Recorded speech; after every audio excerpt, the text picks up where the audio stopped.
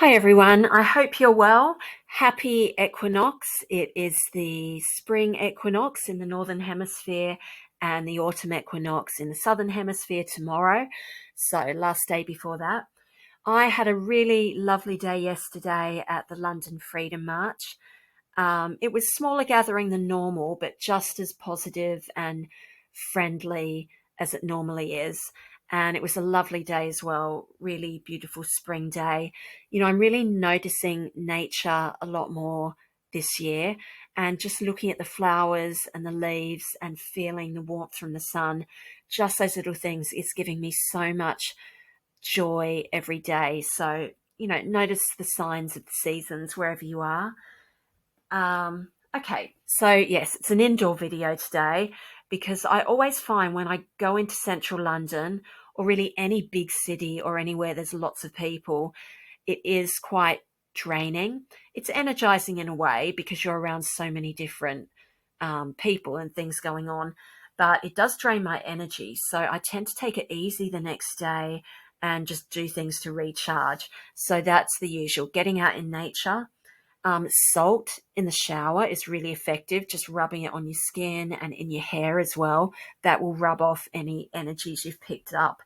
And just breath work, meditation, yoga. I did some Feldenkrais yesterday when I got home, and that's a very good, gentle way of clearing your energy as well from anything you may have picked up and that might be making you feel tired. So, I want to talk about a few things today. First one is the full moon we had during the week. Here's some pictures I took of the Virgo full moon on the 18th of March. It was very low in the sky from where I was looking at it. And over the 3 days that I was looking, it changed color. It went from red with a halo around it to yellow to this nice clear white with that interesting, just this bottom right-hand picture here, that interesting diagonal light going through the middle. So we did have a dust storm here last week with Saharan dust. That might account for the red and the yellow, but definitely that's cleared now. And I got a few messages from the moon. So it was on the Virgo Pisces axis, which is known as the healing axis. And first message was, you've done the practical work. Now let your intuition take over. So Virgo's all about the practical work, the research, the questioning, planning, organizing, reasoning. That's all done in a particular issue or area. So to reach the higher levels of that now that just practical things can't, let your intuition come in. Let your intuition come and take over and give you further messages. So just allow it to flow. Second message of the full moon was a strong one, and it was, there's nowhere to hide. Very much linked into the judgment card that I pulled last time. So it's saying, for better or worse, you can be seen, everything you've said or done can be seen, and there is nowhere to hide. So that's the messages from the full moon. Let me click back. Okay, so solstice. Solstice is always a tipping point. It's the halfway point between the summer and winter solstice, depending on where you are in the world. And in astrology, when we have the, not solstice, sorry, equinox, solstice is in June and December. So equal day and night. Equinox, equal day and night. So it's always this March equinox, the last day of the astrological year, 21st of March, when the sun goes into Aries. We move past the equinox into the new astrological full year. Your personal new year is always on your birthday. This is more of a sort of new year for the whole, for everybody. So equinox is like a pause. I think of it like the space at the top of the breath. So you breathe in and then have that moment of pause before you breathe out and move on. So that pause where things are exactly in balance, just before that tipping point, it's a powerful point before new action. So it's a good space and a good time to pause and make a resolve before taking off in a slightly new direction. Okay, so that's equinox. The third thing I wanted to talk about today was the power of the voice. So just a reminder that your voice vibrates at a particular frequency. Everybody's voice does. And you've got your sort of base frequency, which is normal for you. And that does change with, your feelings, emotions, things you're going through. But vocal vibrations go to every cell in your body and your aura, and also the people who are listening to you. And this is why chanting is used in Buddhism and yoga and other practices. And it's a really good way to reset your energies. So one thing I've been doing lately is humming. So you breathe in, block your ears with your 4 fingers and just hum out along the breath, and do that 10 times. And it's very steadying, and it's very good for your brain and your breath and your voice. And it's a good way of taking you inside quickly and easily. So you may like to have a go at that. Next thing I wanted to talk about is Pisces energy. So we're just leaving Pisces season, but it's extra strong today, the Pisces energy, because it's that last day before the energy moves on to the next sign. Always intensifies the energy. So Aquarius, which I spoke about a few months ago, which was a very strong energy, all about reasoning and groups and other people, then moves on to Pisces, which is a very high frequency energy. It's the deepest sign of the zodiac. It's the last sign. So Pisces is all about old souls and wisdom, very, very perceptive, very sensitive, and Pisces sees more than anybody else does. So I've got some Pisces messages for today, some of which may be relevant for you, which I'd like to share. So they are: allow yourself to dream, allow yourself to hope, allow yourself to feel good and happy and optimistic.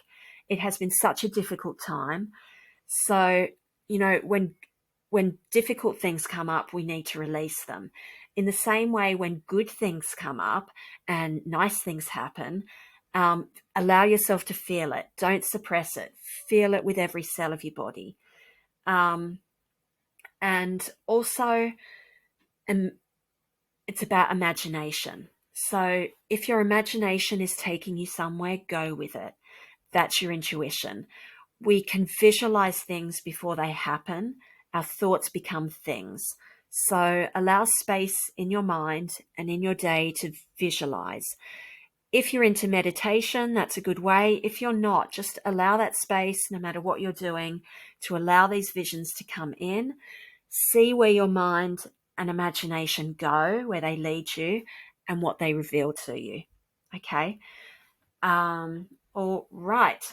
I also want to talk about the cards I pulled. So these pictures on screen here, on the left, I think was when we had the dust storm, because the sky's looking really hazy, but that rainbow is shining through all that haze, which has now been cleared with the full moon.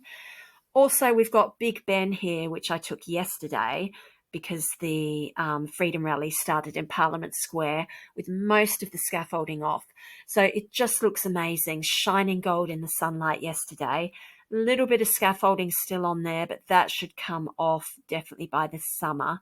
And I see that as a really powerful symbol for the Earth Star Chakra, which, by the way, felt really good yesterday. I've also got a clear quartz here. That's still the crystal of the moment for me. So clear quartz has a steady frequency, which steadies your energy. Quartz can create energy, which is why it's used in some watches and computers. Quartz is very healing in every area of life, wherever it's needed.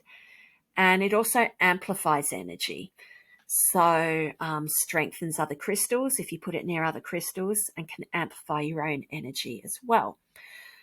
So the cards that I pulled are both people cards. So the energy's about the people we mix with and work with and talk with this week. First one out was Queen of Cups reversed, and there's a few ways we can look at that. First way is that Cups cards are all about our emotions.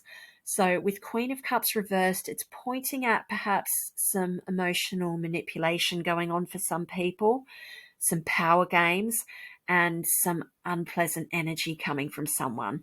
So just protect yourself with clear quartz. Protect yourself by visualizing that cloak of light around you, and put crushed up diamond dust into that white energy field to strengthen that as well. It can also be some suffering through repressed feelings. So, as I was saying before, allow your feelings to flow, good ones, bad ones, and just keep releasing them. It can also be a reminder to let go of emotional pain. Okay, so emotional pain you're still holding on to from this past year, this past astrological year. Use those fresh energies of the equinox to allow you to move on and let go. Okay. Then we've got Knight of Pentacles. So he's popped up from last time as well. And he's just reminding us to go for what we want without fear. Go into this new astrological year, into Aries season, without fear. Face the direction you're going in.